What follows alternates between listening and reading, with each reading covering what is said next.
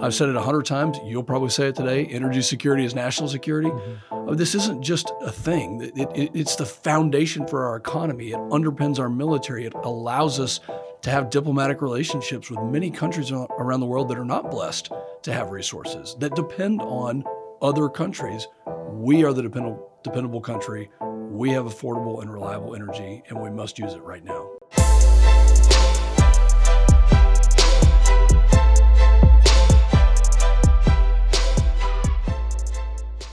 Thank you so much for tuning into the Signal Sit Down, but before we get to the interview, we'd love it if you'd hit that like and subscribe button on YouTube, Spotify, or wherever you may be joining us. And please remember to give us a 5-star review because we love your feedback. Remember, it's your government, and together we'll expose how it really works and how to affect real change. Without further ado, here's the interview.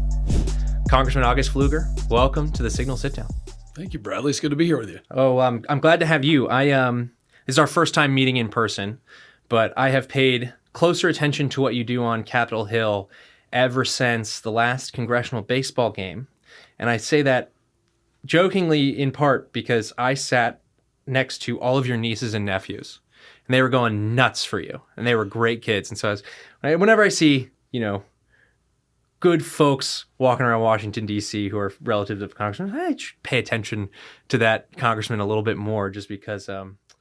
Well, as you're in the House of Representatives, sometimes the House can be a little bit in disarray with their personal affairs, the corrupting influence of power. But your nieces and nephews were so nice and kind. We had a lot of fun.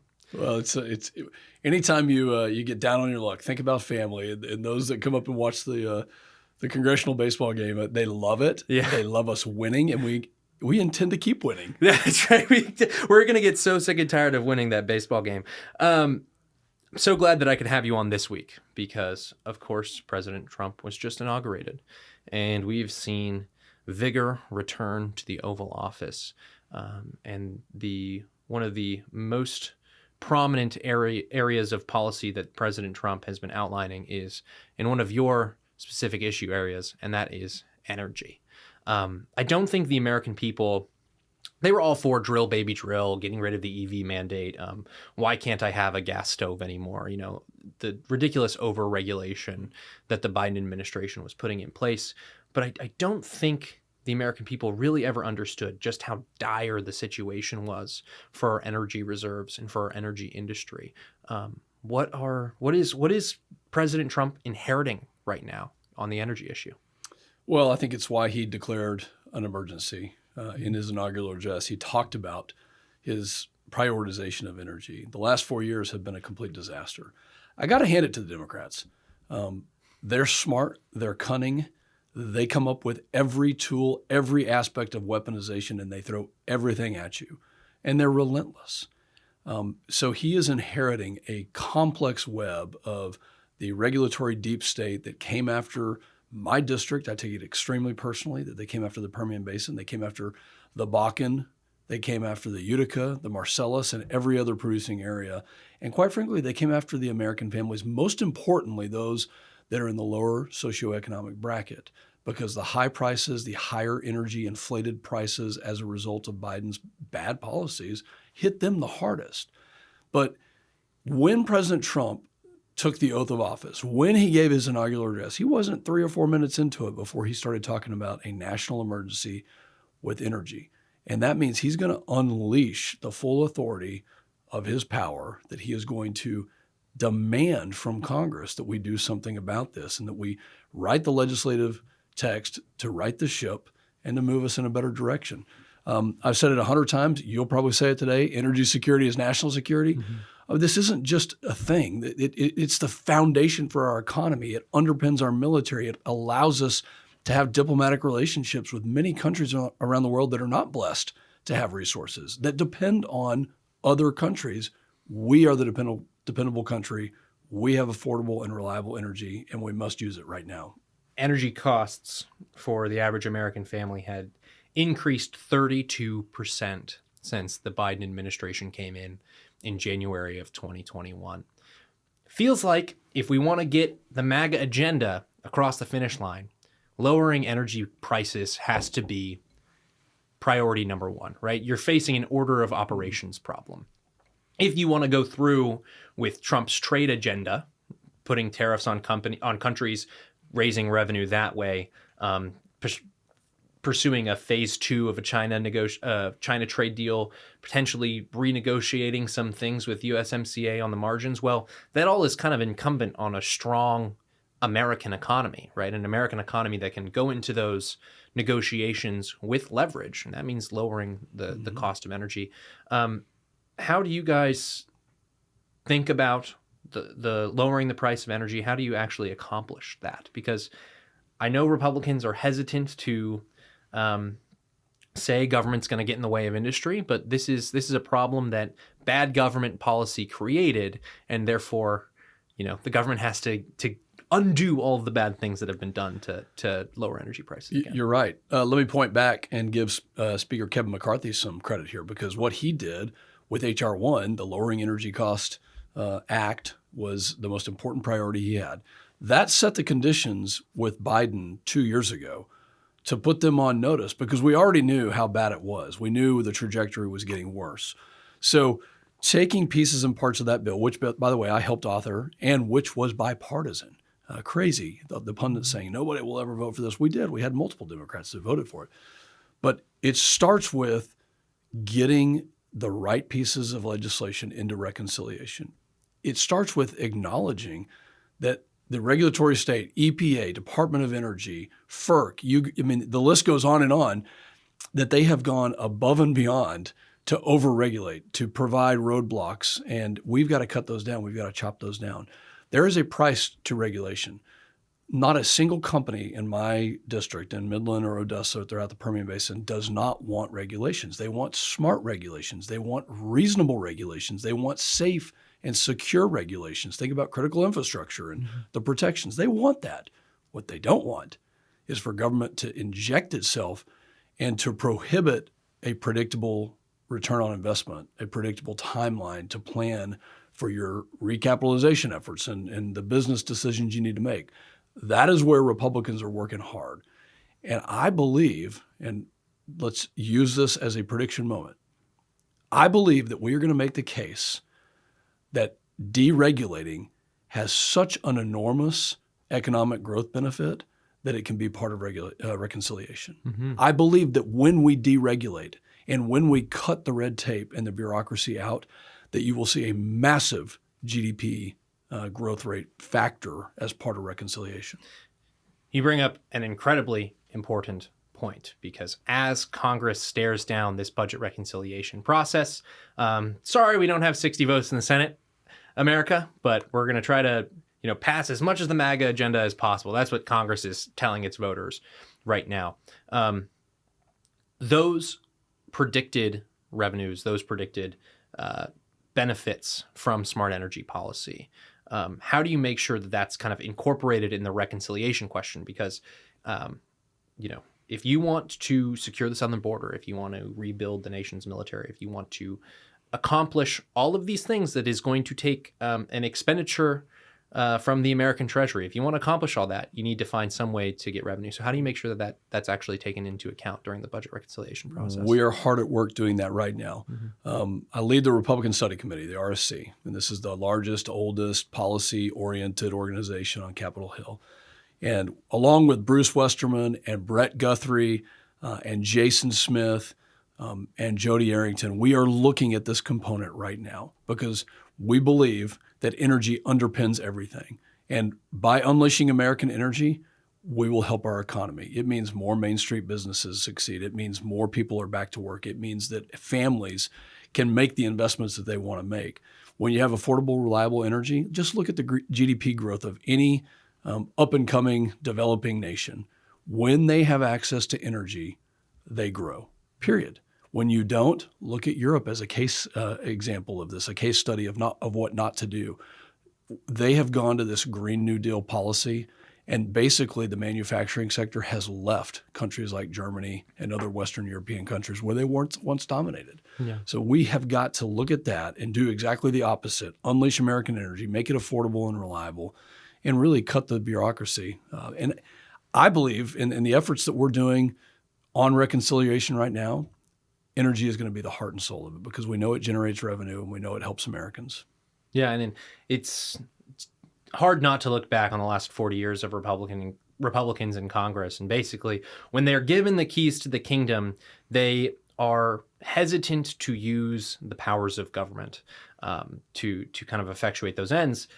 And that question is coming up again with the budget reconciliation question, with the deregulatory agenda even. There's some Republicans who are so afraid of government power and using government power that they've been given by the American voters is that, like, if the Democrats move the ball 10 yards down the field and Republicans recapture the House, well, maybe they lose a step, but whenever they take back control, they get to move it 10 more yards down the field. And I think an increasing number of Republicans in the House have woken up to it's not always necessarily the power. It's like how the power of government relates to the ends that we're pursuing. Right. And so we have a mandate from the American public. Yeah.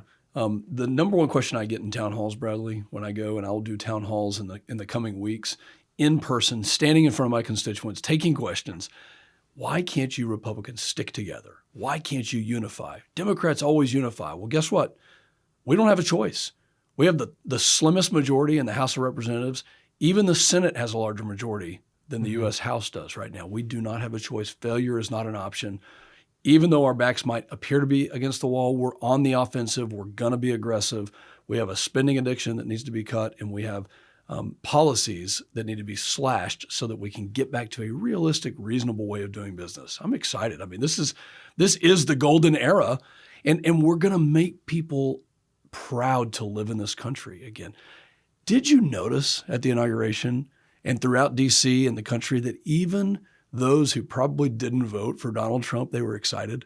Like, there's just an excitement. It's like, okay, well, for Democrats, maybe they don't like it, but they're excited. Because they know they're going to be stronger, safer, more secure, and that they're going to be in a country they can be proud of. Yeah, I mean, you see this from Senator John Fetterman too. Like, all of a sudden, John Fetterman's like, maybe I should have run under a different party. I don't know. It's very interesting. Maybe there's a chance there. Let's work on that. Yeah, exactly. Maybe, and get 6 more of his buddies, and we'd have a filibuster-proof majority.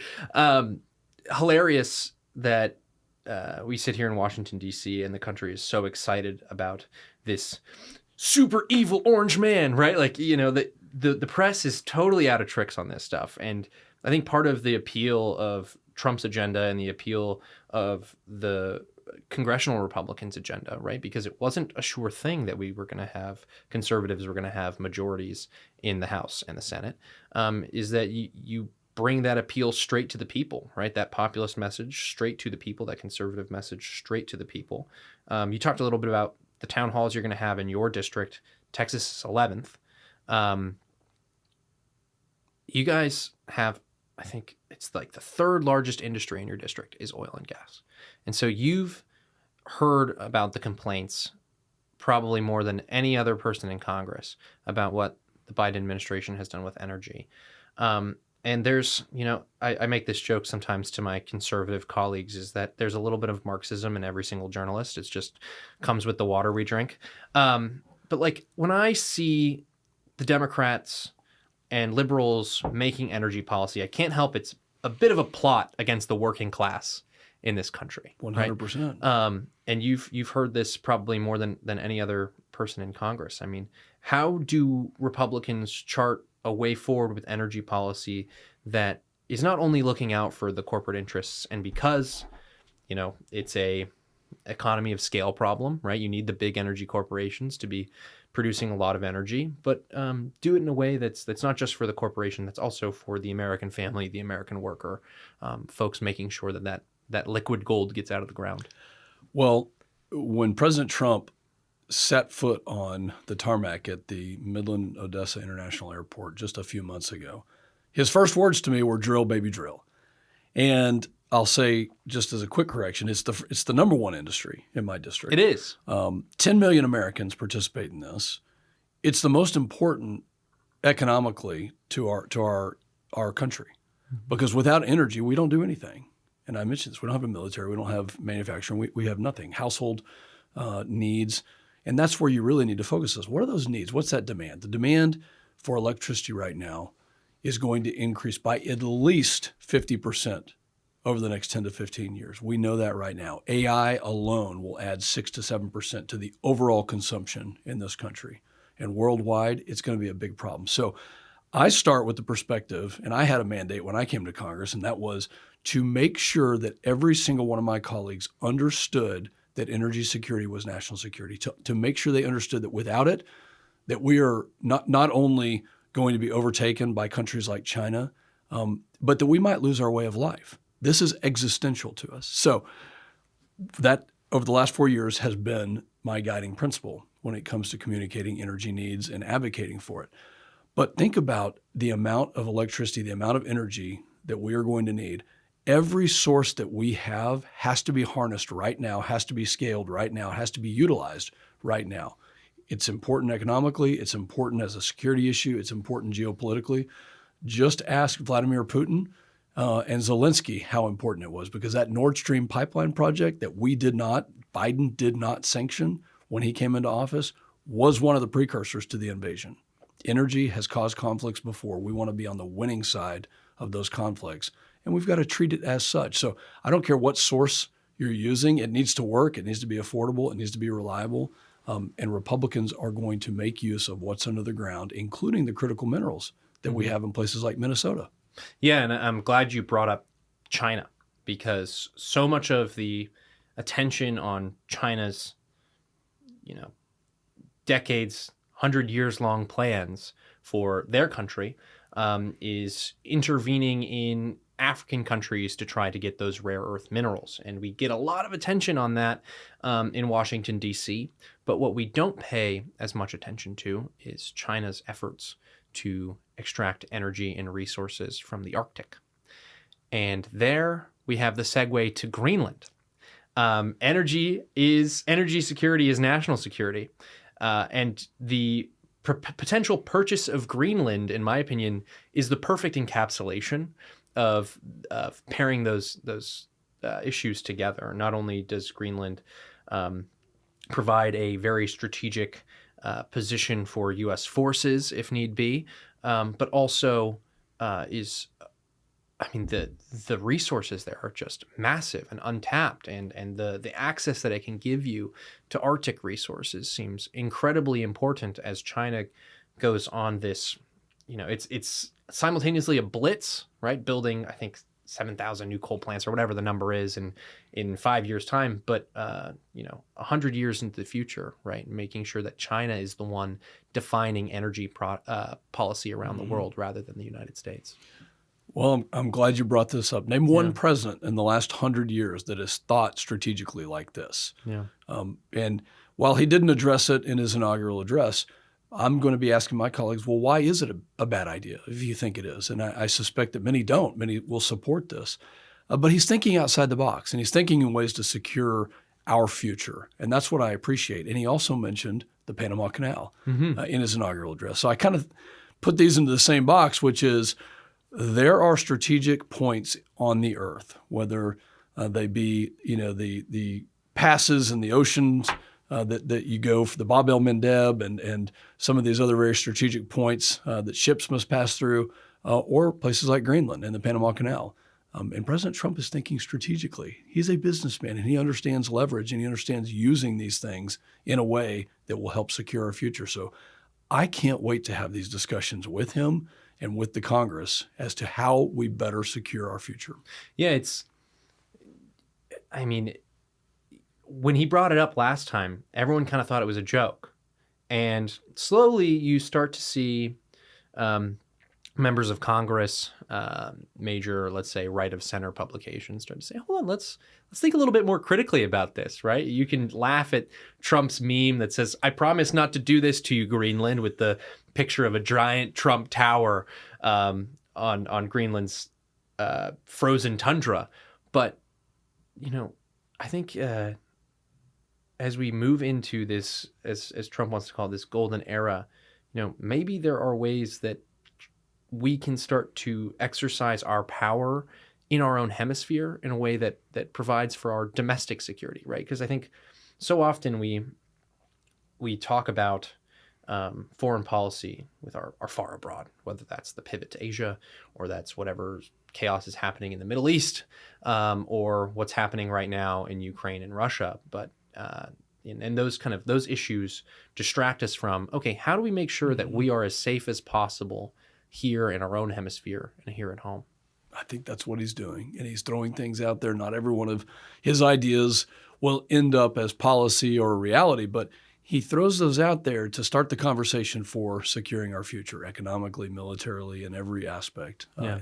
And I think that's why the other side of the aisle has been, just so offended, because they thought that they had the corner on that market. And in reality, he's thinking creatively and innovatively about it. And they got stale, and they weren't listening to the American public about it.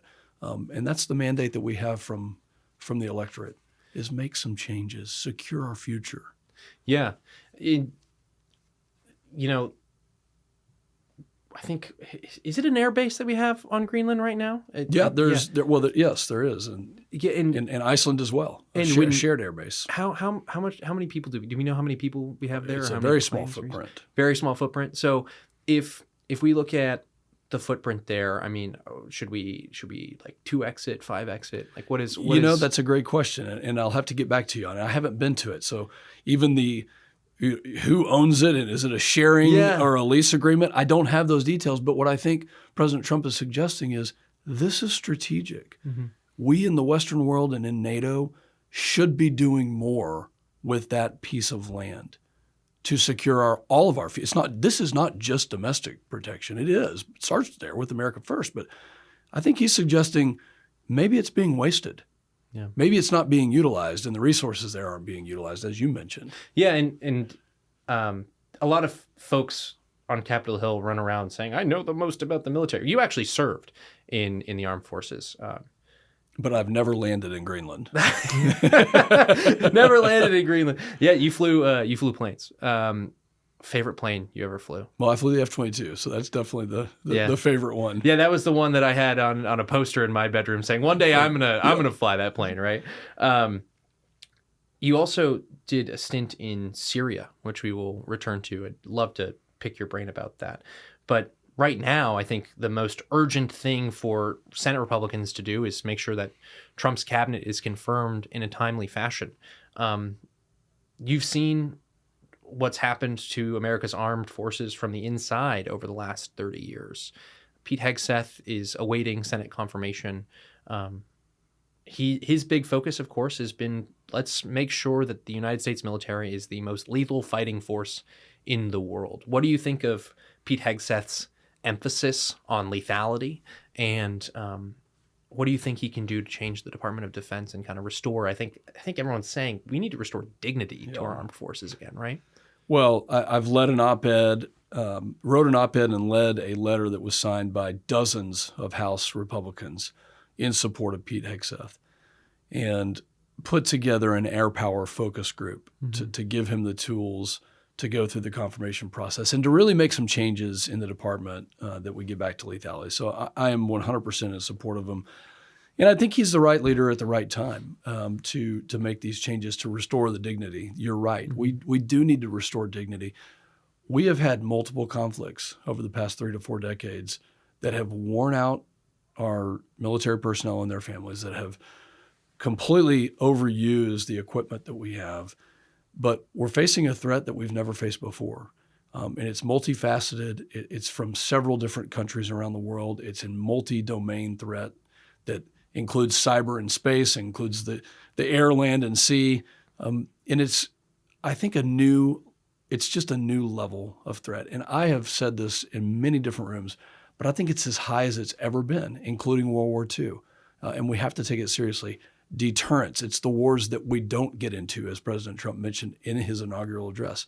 That's the measure of success. And so we do need Secretary Hegseth to take the helm, to lead us into that era, and to restore that peace dividend that we so desperately need. Yeah, and it feels like if, as you said, the world is increasingly a multipolar place, the challenges are complex, the threat level is high, but in order to actually meet those challenges, we need to get back to basics. We do. First. one of those places that, hey, maybe it's time for the American regime to return back to basics is our involvement in the Syrian conflict.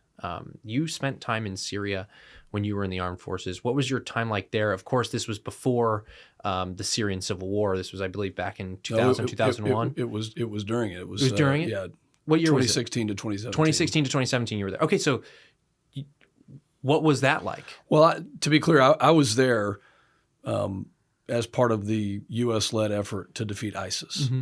And ISIS was in Iraq. They were in Syria, a horrible group that absolutely decimated the civilian populations inside Syria and Iraq, and really laid waste to everywhere they went. And I think that the coalition that we led with almost 100, if not more, countries was extremely successful because this was a horrible group. We've seen those that are associated with ISIS, including the person who had an affinity for it, that committed the atrocities in New Orleans just recently. Right. That had to be dealt with. I think it was very effective. I was there when President Trump was sworn in. I was actually flying combat missions in that 2016 to 2017 period when President Trump was sworn in, and he was so much more effective than Barack Obama. He was so much more feared by our enemies, and it really was the turning point in our activities there. But I think this is a discussion with Michael Waltz and with the national security advisors and the new Pentagon leadership under Hegseth to discuss what is our role there, how can we make sure that we deter violent extremism from hitting Israel and from affecting the United States and our allies in Europe. Because over the past 4 years, weakness has been the seminal flagship for this administration. Yeah, and we have to overcome that. There's so many different, I mean, of course, HTS is kind of the de facto leaders of the Syrian government right now. Jelani, who's now taken on a Syrianized name. It was his name before he dipped his toe into Islamic extremism, and now he's kind of reverted to try to Syrianize his movement. I don't have a better adjective for it. But it's, HTS comes through, moves on Damascus faster than anyone really thought possible. I think everyone was kind of caught off guard with the fall of the Assad regime. Of course, there were warning signs there, right? Iran couldn't support Assad in the way it had been. Russia couldn't support Assad in the way that it had been because they were both involved in different conflicts. And now, thanks to a Wall Street Journal report, we know, I think 2,000 American soldiers are in Syria right now. That's more than double, I think, what the Pentagon had previously released. You said we want to make sure that we prevent violent extremism from rearing its ugly head. Thankfully, because of your work and the work of so many other soldiers, the ISIS footprint in Syria is incredibly small and kind of relegated to the eastern part of the country. But HTS, Jelani, right, dipped his toe into Islamic extremism. This is someone who was a member of the Al-Nusra Front, which was an offshoot of Al-Qaeda. I mean, how ought American policymakers start to think about this, it seems, a moderating Islamist-rooted rebel group that's now controlling the Syrian government, right? Is our job to just focus on the ISIS problem, or if HTS starts to lean into its Islamic identity, what do we do about them? Well, let's be clear, this is not a good group. Yeah. Bashar al-Assad is gone. This deserves a whole segment on a podcast for half an hour by itself. Right, it could be a 36-hour podcast. We could talk about this ad nauseum, but in my time in the military, there was a saying that if you don't focus on the Middle East, if you don't think about the Middle East, it will come to you. It will visit you, and that is something we have seen. I don't advocate for endless wars. I'm not advocating for increasing the troop presence. But what I would say is, and President Trump got this right in his first term, is that we need skin in the game from our allies that also have a vested interest in not having violent extremists, terrorists in their countries, in Europe.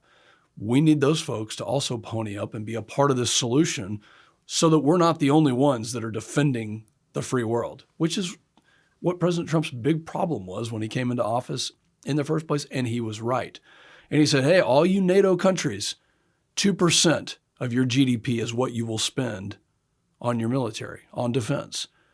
Slowly but surely, and they pushed back every single day, but slowly but surely they started to get there. And I suspect that he will up that number and ask them to do more. But this is a very complex problem because you have Shia and Sunni groups that are different that want to destroy America. You have Shia and Sunni groups that are looking to destroy Israel, Hamas, Lebanese Hezbollah, and others, including ISIS. So it's complex. The most important thing, and President Trump should have won the Nobel Peace Prize for this, was orchestrating the Abraham Accords. That was the most important thing that he did. And now he's back at it again. And the day before he takes office, what happens? We have a hostage release from Hamas, 33 people that were released, if I'm not mistaken. And they did that because they fear President Trump and they respect his strength and his power. That is the same approach. So the means that we accomplish that approach, let's discuss that and let's talk again with people that are now in these positions where we actually have peace through strength as our mentality. So without giving the course of action that we should take right now, I think in the next coming weeks that is something that's going to be on the docket to be discussed in the White House. And we as lawmakers will obviously be a part of that with the purse strings. Yeah, and you have a NATO ally in Turkey, and you have an ally in Israel, and they're of course, have their own views of the Syrian conflict. There's a lot of posturing going on there between those two countries, and those two countries are kind of their relationship. The stability of their relationship oscillates pretty frequently between, especially the Erdogan and Netanyahu governments. That's right. Well, and let me mention one thing, and you're absolutely right, and you're bringing up a very complex issue that we have to solve. We have limited resources. We have limited ability. We can't do it all.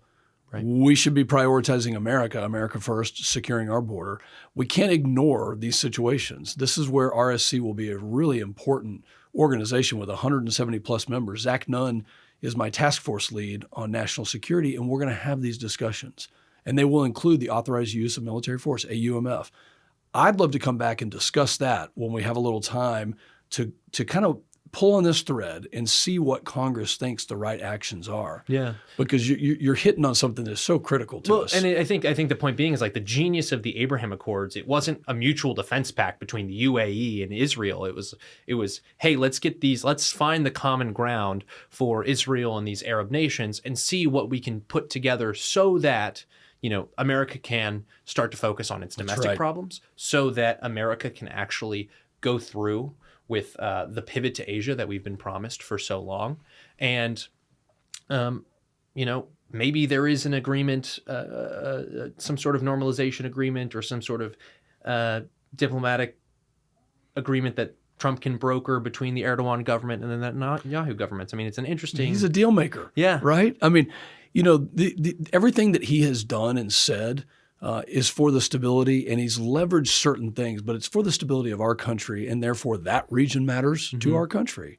And he doesn't want to expend our resources, our treasure, and our troops at the expense of our own, success. He wants to leverage other countries that can do that with skin in the game because we all benefit. And of course, by doing that, we want to make that pivot to Asia. How critical is that pivot to Asia? How critical is it to modernize, prepare our military to meet the threat that communist China poses?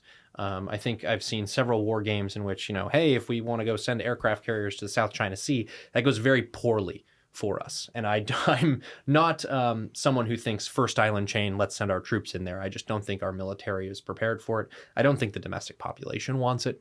But nevertheless, it's important, as we were talking about deterrence earlier, it's important to be oriented towards the threat so that we can have a steady relationship with the Chinese Communist Party to the extent that we can have that relationship. Well, it's critical. And I would not call it a pivot at this point. I would just call it a prioritization. Yeah. That we have different priorities.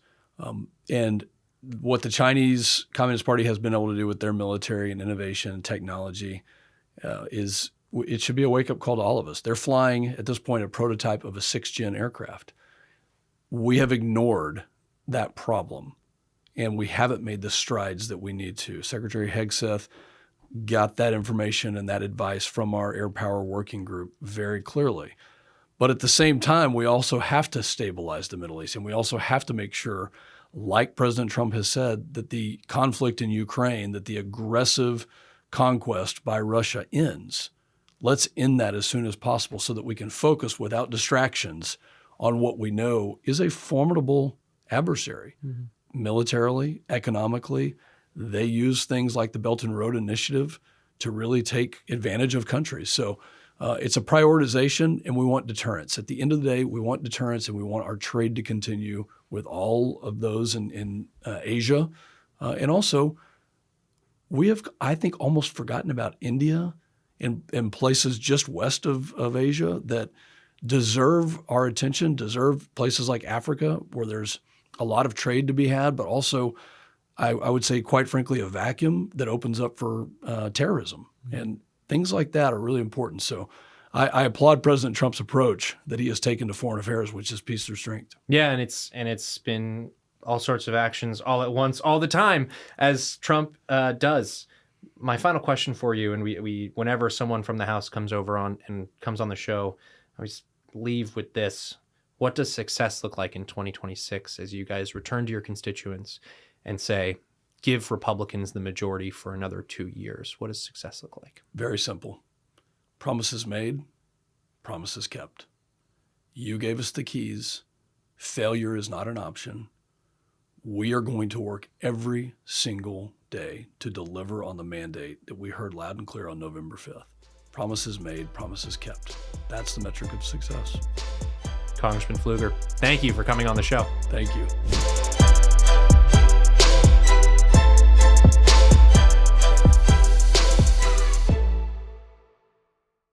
Thank you so much for tuning into the Signal Sit Down. Before you go, be sure to hit like and subscribe on YouTube, Spotify, or wherever you may be joining us. And please remember to give us a 5-star review. We not only love your feedback, but it really does help the show. Remember, it's your government, and together we'll expose how it really works. See you next time.